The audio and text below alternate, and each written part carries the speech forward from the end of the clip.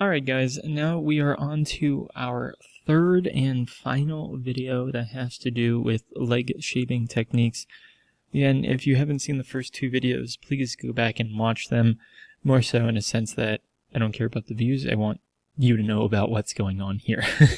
When it comes to getting your junk removal sites up, I don't know what kind of person just skips to video 3 of 3 when it comes to technique training. So the third thing we're going to be talking about here today has to do with image optimization. We've already talked about URLs, we've talked about title tags, we've talked about inner page linking, things that not to do, like thin content, extremely long URLs. So there, quite honestly, aren't too many don'ts when it comes to what not to do with images, but we do want to stress that there definitely are some do's here.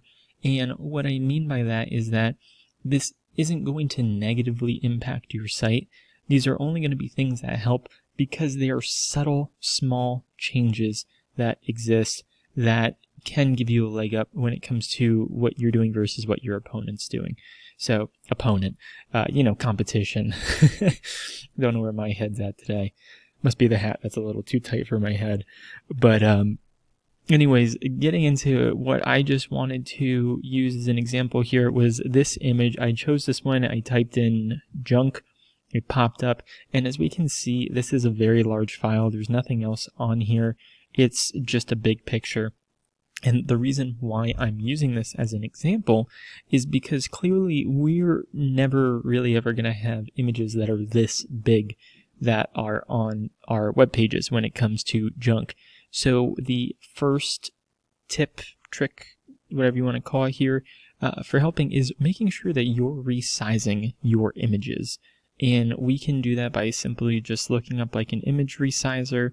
Right? Originally, this is the original image here, and it was saying that the old image was 500 kilobytes, and let's just say if we change that to, 40, and we just want like a normal compression image quality, it goes from 500 down to 126.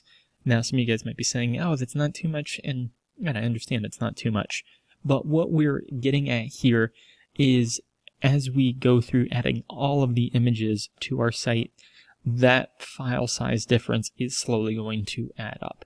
And the reason why this helps is because if we have smaller files uploaded to our website, that's going to increase our page loading speed, and page loading speed is a factor that has to do with ranking on Google. Google doesn't want to have 10 sites on page 1 that take a minute to open, right? So say if we resize that image, see, it's much more manageable at this point. One of the other things that we can do here is as we save this image is that when we save it, that's originally I saved it junk, is that we can instead, like I'm out in Las Vegas, we can say junk removal Las Vegas, and we can save that image like that. So what happens there is that as we save these images with those titles, that's something that Google picks up, which I'll use this site here as an example. This is another junk remover site.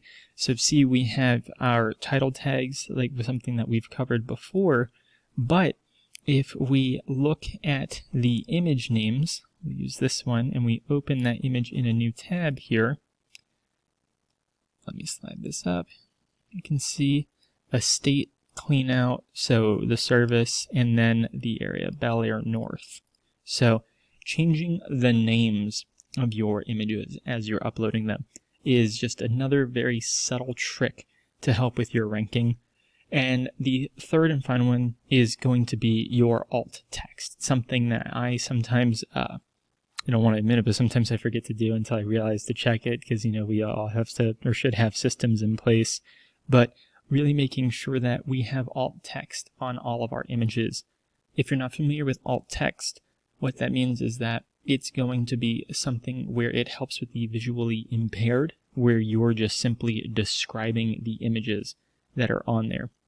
So you can put into it, like, this is for an estate clean out. This is, here, let's see what they've got on here.